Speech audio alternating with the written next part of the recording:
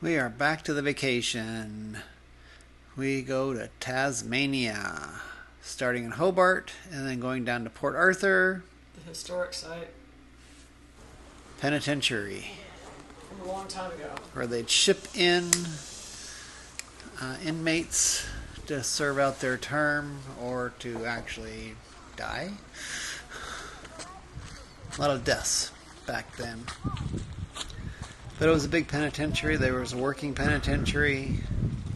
So they would go out and do work, cut trees. Cut trees, create stuff.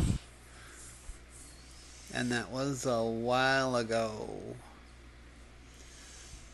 It was the 1860s. It's been about run down now. Yeah, they're still trying But to it's a restore historic site. Yeah. And then we have Island of the Dead. that's where if you didn't make it out of the penitentiary and died, you were buried out there. We got a signal tower which they used to message back and forth between, I'm not sure where it was. Hobart. Oh, all the way out to Hobart. So if they needed help or something, they could signal out and you'd eventually reach Hobart and they'd send people down. I don't know how long it'd take them to get there, but then they have the commander's quarters, I believe it's Commander's house. which he wasn't lacking for anything. Piano, sitting room, whole big house. And of course it was staffed with servants. And here's the pantry.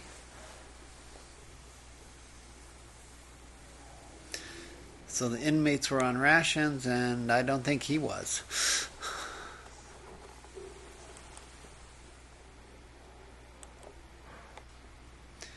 And then his kitchen with all the serving plates to serve up everything on in the kitchen to send out to the tables.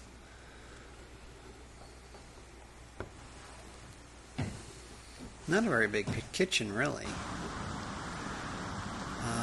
This was the sanatorium, I believe, where they incarcerated women, which they made into a museum. Anybody want some leg irons?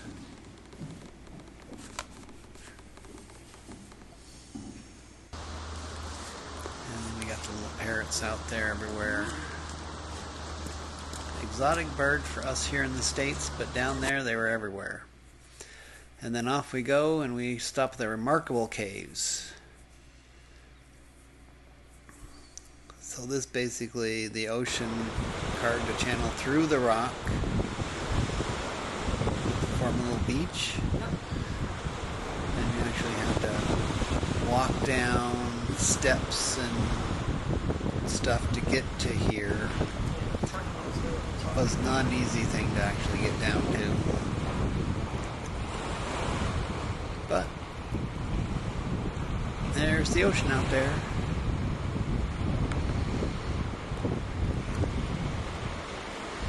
Anybody want to go for a swim?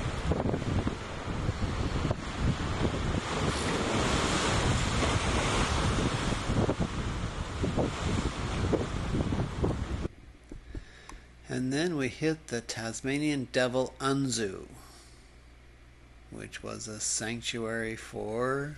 Tasmanian devils! Aren't they cute? They want food. Yeah, of course they do. I'm curious.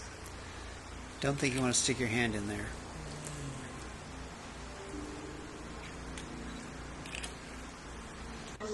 We'll come back to them. Then we got all kinds of birds. This was not an aviary. They were not caged in. Here is the male Tasmanian in a different enclosure. We didn't make it for the feeding of him. There he is. Thinking we were.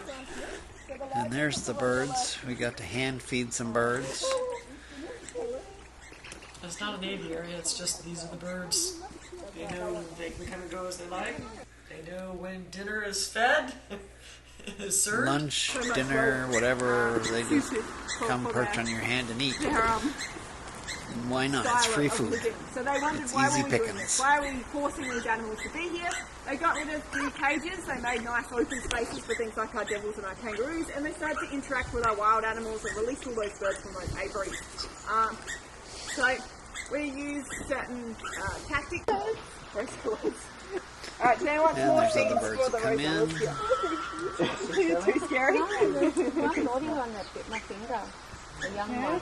Yeah, the young ones are a bit cheeky. Yeah, the little ones are the yellow and black. These birds, we don't get them at home. They're beautiful. Yeah, lots of colours around us. Like, yeah. No, sugar. Cape Barren geese are found on the mainland of Australia as well. They just know where the food is. Tend to roost and nest almost exclusively on offshore islands. Every day they will fly off to the island. And here we have patamelons. Or as we kept calling them, pandemoniums. Well, they're not fenced in. Come and go. They do get fed. Cousin to the kangaroo. They're kind of cute.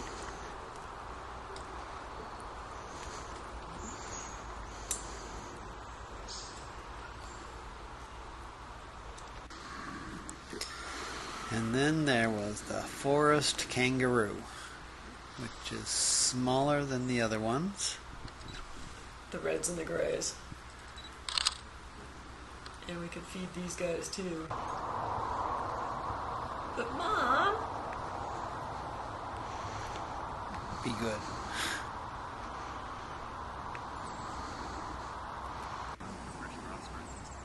This guy was particular.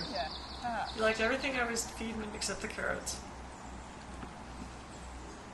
He might come back and get carrots later. Or somebody else will. But they're happy to be out because we've got food pretty much, and they know that's what's happening. So generally they do most of the action at night time, and that's out looking for food. They are mostly a scavenging animal, and they eat things like wallabies, paddingtons, possums, all common Tasmanian animals. So they all eventually die out there in the forest, and the Tasmanian devils play an important ecological role by cleaning up all of those dead animals in the forest. Now you can see they're quite a stocky, thick-set animal, very handy for a scavenger. They will use their weight when they're competing in a carcass to shove other devils out the way, and the big heads are really important as well. So head space, not so much about the brain size. So brain's about the size of a walnut. But we don't like to say this doesn't make them smart, it's just that the heads are so big because they house lots of muscles. Those jaws are an incredible resource for them. So they can open the jaws always 90 degrees, and when they close them they have an immense force. All the head mass is made up of muscle to drive those jaws. So their head and neck can weigh almost half of the entire animal's weight, just because of how much muscle mass is there. So that's something about arguing. It's not really that aggressive, but it's just frustrated or annoyed. They want dinner. So, what they use their jaws for is to chew. They bite through practically everything. As a good comparison to us humans, we can exert 3/4 of our body weight in force. A lion can exert twice its body weight in force, but a Tasmanian devil exerts 10 to 15 times its own body weight in force in that bite. That is equivalent to 4 pit bull dogs all at once. What our goal to do is bite through anything, and that includes bone, so that when they find a carcass, they can just eat it all. So they're going to be eating through skin, fur, bones, skulls. They'll devour teeth and claws at times as well. Not fussy, don't want anything to go to waste. They are very, very good eaters. They can eat up to 40% of their body weight in half an hour. They have a good digestion too, and from one end of the devil to the other also only takes half an hour. So it means that they can just keep eating. Very handy for an animal that's always waiting for someone else to steal its food. It can eat, and eat. Doesn't have to waste time digesting. They are very boom and bust feeders. They do often find big meals to eat that will feed them for hours, even days on end. Other times though, they might actually go days without being able to find food. In those cases, they will try a bit of hunting, but they're not the best hunters. They're not the most athletic animals, I'm waiting for her to fall off the rock and prove the point. But they run about the speed of a chicken. So bad luck for chickens, but most other animals are going to outrun them. When they hunt, despite those little brains, they can be quite clever, and they'll go for sick and injured animals. They'll take snaps in. But she does have she needs to get ready for next year. And the teenagers, it is a good word for them because they're not fully grown, but they can be mostly independent because they have an amazing sense of smell. So when they realise mum's not coming back, they follow their nose to find food, and they can smell some passes to feed upon up to 2 kilometres away. So huge distance. Now our teenagers, they are smaller, but they're also more agile, and they can jump and climb much better. So not clunky like these girls on the rocks. This is really important for them because as soon as they leave home, they have one big threat, and that is actually being attacked and even eaten by all the other devils in the area. So it's a tough time for them. High mortality time. Pretty much the adults don't want them there. They'll do whatever they can to eliminate them, including becoming a cannibal. So it's a very devil eat devil world out there, literally. It's tough. Now the teenagers, they won't be fully grown until around 2 years. By the time they reach this age, they are very much a solitary animal. That is why they're solitary out there. Everyone's been trying to kill them for months. They do not make friends. They become solitary. And exactly why we struggle to keep them together.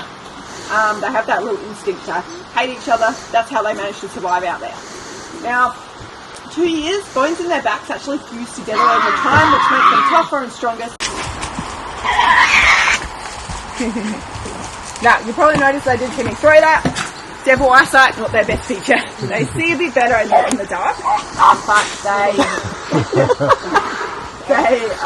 see in black and white. They see movement rather than stationary objects. It's really their nose and their sense of smell that makes up for that. And their hearing is really good. Alright guys, you're going to be able to hear them punch through those bones pretty quickly now. Is there any questions about our little devils here?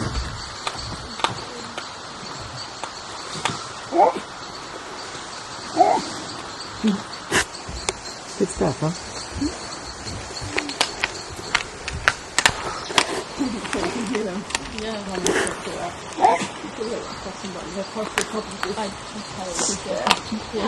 Fresh out. Very risky. So possums are too fast with them to catch, but if you try to on the fence. attack and then he was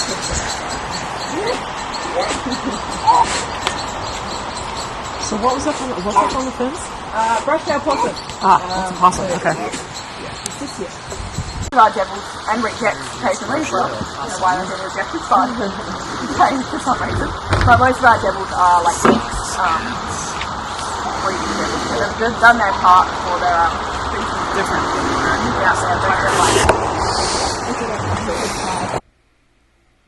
And then we're off the next day, and we stop in Nelson's Fall. Remember, it's winter. Snow and ice. Yeah, that was the parking lot. Of course, the trail was a little better, but it was Not still much. pretty It was snowy, icy. There's a lot of ice on the trail. It was pretty though. But it was definitely And cool. some more snow out there.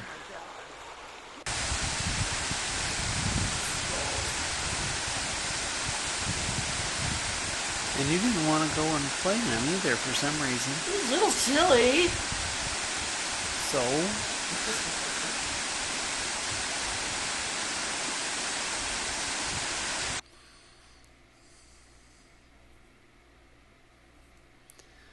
and we still had flowers blooming on our way to Cradle Mountain.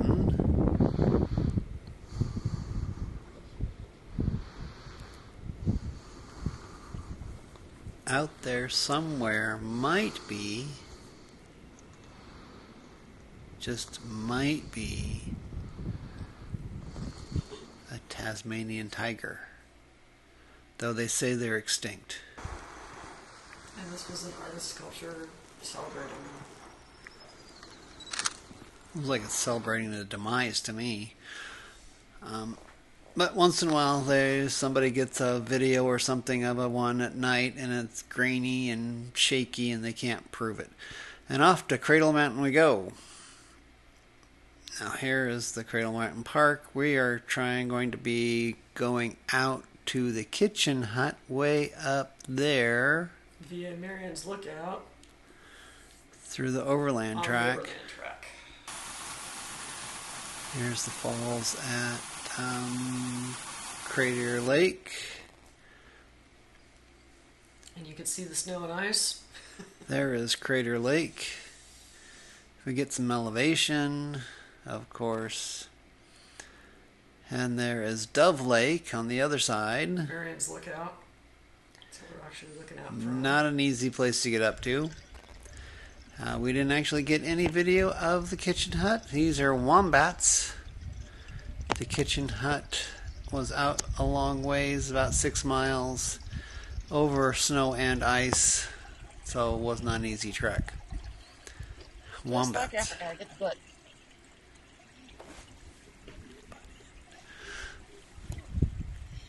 The typical butt picture that I always get when taking pictures of animals. And here's Dove Lake at ground level. The next day. Yeah, the next day when it is overcast and windy and cold. And there is the Glacier Rock, what they call Glacier Rock, which has a platform on top, and you can see that we were up there somewhere hiking to the kitchen hut the day before. Now it's overcast. Here is Glacier Rock. We're on top of it. Oh, Honeymoon Island doesn't have much of a... What's on it? It's like 2 islands in the... And there is Honeymoon Island. And I don't remember what that island was right there on the left. That was a peninsula. That's a peninsula? As you can see, all of that is... But Honeymoon Island doesn't have much privacy. Not much land either. And over there is the boat shed. Beach. Yeah, beach is And we walked basically Pebble Beach. back from the Glacier Rock all the way around. And they want you to do a selfie with the Cradle Mountain to show the different weather. So you can get a picture of 365 days a year with different weather patterns. There is the boathouse. No boats. No. Back. And Honeymoon Island again. Yeah, very small, not very far off the water. And Back there's to- people up on Glacier Rock again. That get a perspective of how big it is. And then Wombat Pool. Don't know why they call it Wombat Pool. Might have looked like a wombat from the air. Don't know. Might be the wombats come down and drink at it. That could be. I don't know. But yeah, that's again looking back up towards where we were gonna hike. Hiked the day before. Overcast and nasty up there, I believe. It's just we had such beautiful weather. The one day in the whole of 10 days, there's only one day that's a good day, and we happened to hit it to hike. Because usually it's like this. Most of the time. More of those silly parrots. And then from Cradle Mountain, we were on our way to Launceston, and that was a really cool bridge that was, that I just had to take a picture of. I think it was a Bradley Bridge. I don't remember. I don't remember either. That was Lulworth Beach. And then we're off to the mainland on the next video. So stay tuned. We'll have some more.